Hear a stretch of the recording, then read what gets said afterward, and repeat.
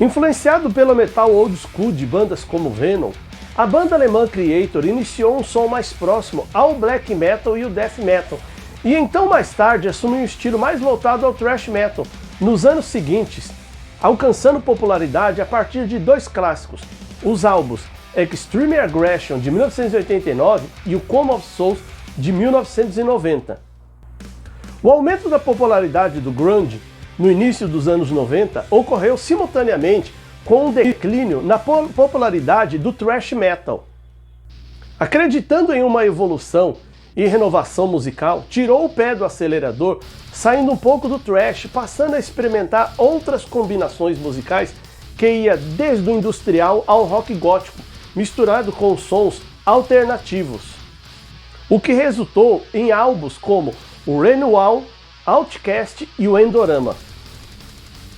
Depois de quase uma década sem sucesso, o Kreator deu início a um renascimento criativo no início do novo século, se colocando novamente em evidência com o álbum universalmente elogiado de 2001, o Violent Revolution, retornando às raízes do thrash, de onde nunca deveriam ter saído.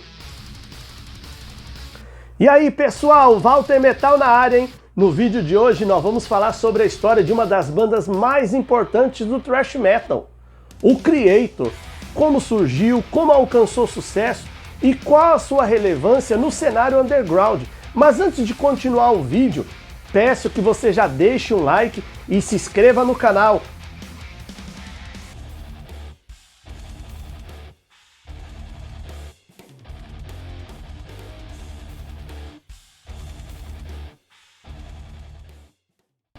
Kreator é uma banda de thrash metal formada em 1982 na capital industrial de Essen, Alemanha. A banda, a princípio, iniciou com o nome de Metal Militia, depois mudando seu nome para Tyrant.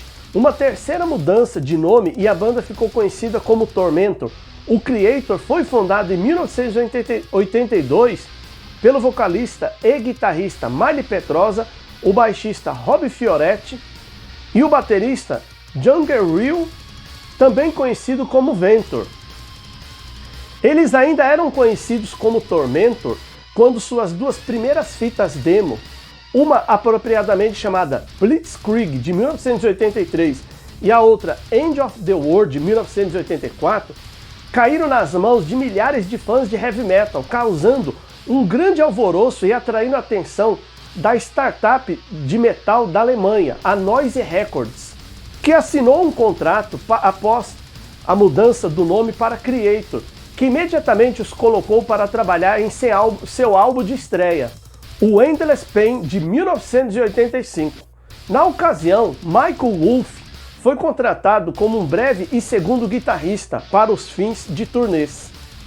Intitulado Pleasure to Kill, o segundo álbum do Kreator chegou às lojas em abril de 1986, estabelecendo a banda como uma grande força na explosão na cena europeia de metal extremo. Produzido por Harris Jones, também conhecido por seu trabalho com Helloween e Voivod. Pleasure to Kill seguiu os passos de seu antecessor com riffs rápidos e letras sombrias, que consistiu em canções mais complexas com maior atenção aos detalhes técnicos e mudanças de andamento bem executadas. Na estreia de seu segundo álbum, o Kreator embarcou em sua primeira grande turnê. Um segundo guitarrista, por nome George Trebiatowski, foi contratado e a banda viajou pela Europa conquistando novos fãs.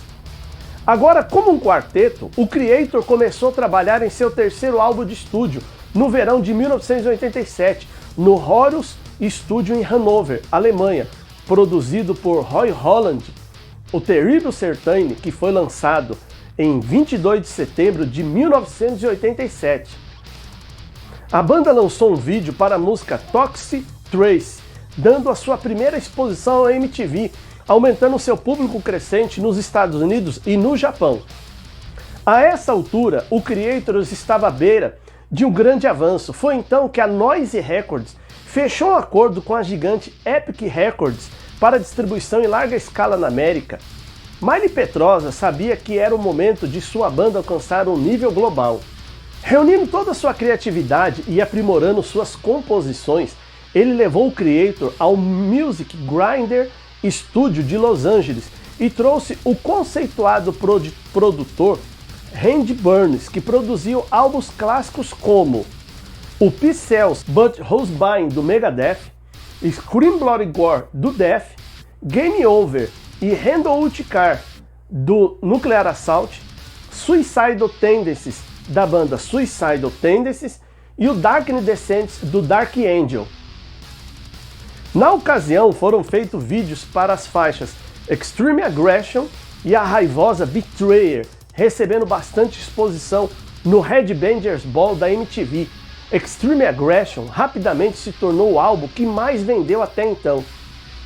A turnê na ocasião marcou a estreia do ex-guitarrista do Sodom, Frank Blackfire.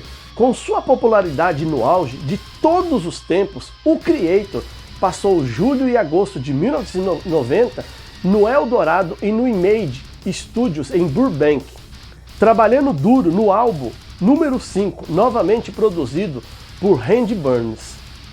O Coma of Souls, lançado em 6 de novembro do mesmo ano, as vendas de álbuns foram relativamente iguais a de Extreme Aggression, já que a MTV exibia regularmente vídeos de When the Sun Burns Red e People of the Lie.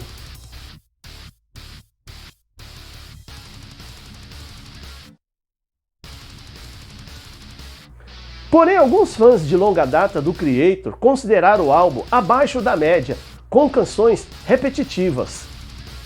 O aumento da popularidade do grunge no início dos anos 90 ocorreu simultaneamente com um declínio na popularidade do thrash metal.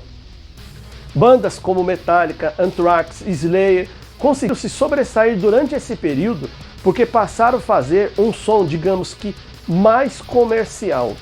Alguns fãs começaram a os acusar de se venderem, embora a direção que eles tomaram fosse drasticamente menos comercial do que o Metallica.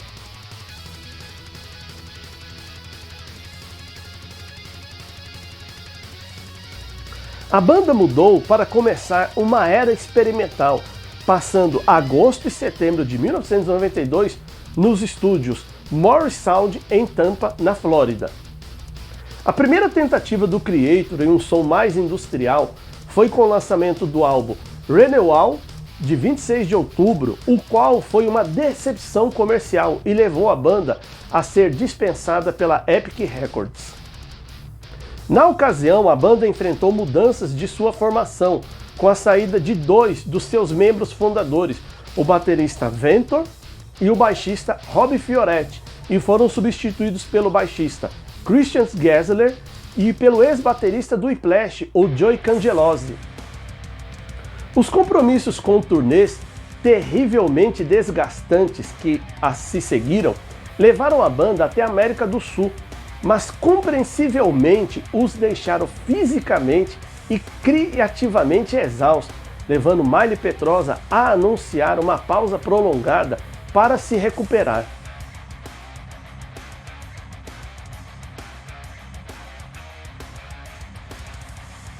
Incrivelmente, o silêncio do Creator só foi quebrado 3 anos depois, com uma volta um pouco básica de volta ao thrash, com o lançamento do álbum Cause for Conflict, de 1995. Procurando remediar a situação tênue da banda, Miley Petrosa chamou o ex-guitarrista do Coroner, Tommy Vetterli, para ajudá-lo a guiar o Creator em reinos desconhecidos, ficando ainda mais longe de suas raízes em seus próximos 2 álbuns, o altamente experimental Outcast de 1997 e o Endorama de 1999. Ambos mudaram para um ritmo cada vez mais lento, adicionaram elementos góticos e ambientais. Na ocasião, Miley passou a experimentar alguns estilos de vocais diferentes. Mesmo com a volta de Ventor ao Creator, as críticas negativas os massacravam constantemente, e nenhum desses álbuns conseguiu reacender a carreira da banda, que estava oficialmente em uma rotina. As vendas dos álbuns caíram e até mesmo os fãs mais fiéis não estavam aparecendo para os shows. Até que inesperadamente eles resolveram abrir caminho para uma espécie de renascimento, que foi marcado por seu retorno ao thrash e a brutalidade do seu som, que começou a tomar forma após a saída de Tommy Vetterli e com a assinatura de um novo contrato com a gravadora alemã Stimmhammer Records. Miley Petrosa resolveu então novamente se comprometer a voltar às raízes do thrash, contratando um novo guitarrista, o finlandês Sami Ylisernio. Começaram então a escrever o álbum mais forte do Kreator, o impressionante Violent Revolution de 2001. Violent Revolution foi sucesso instantâneo entre os fãs de longa data do Kreator, atraindo também uma nova geração de fãs de metal, alcançando a posição 38 no Media Control Chart da Alemanha.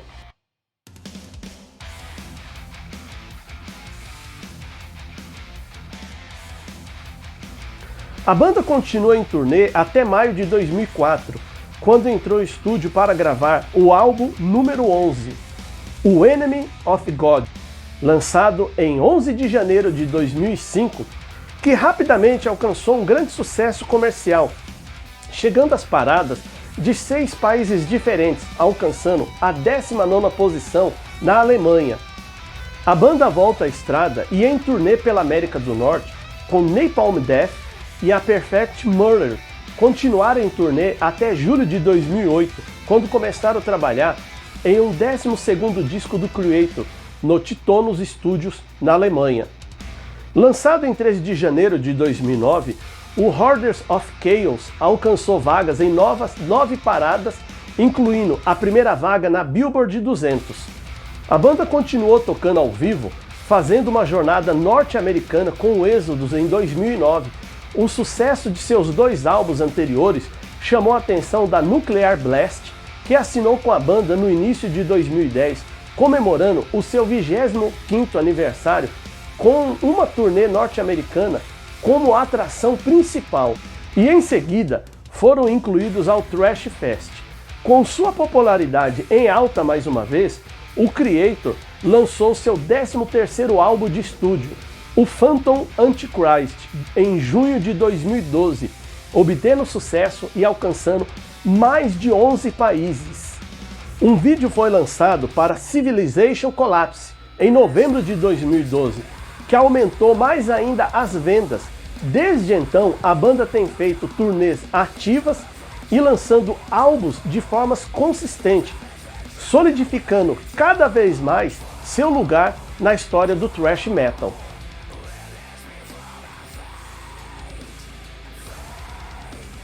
Apesar disso, levaria 5 longos anos até que os fãs conhecessem o novo material. Foi finalmente anunciado em 2016 o seu 14º álbum de estúdio, o Gods of Violence, que foi lançado em 2017, marcando o fim da maior lacuna de gravação da história da banda.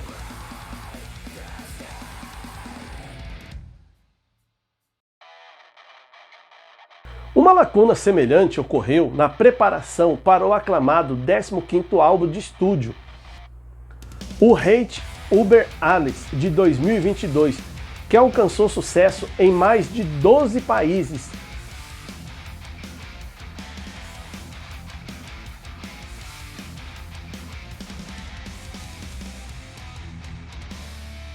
Marcando a estreia de Frederic Leclerc, ex-baixista da banda Dragon Force. Integrante do Big Four do thrash alemão, junto com Sodom, Destruction e Tankard, o Kreator também é considerado por muitos fãs como uma das 10 bandas mais importantes da história do thrash metal de todos os tempos.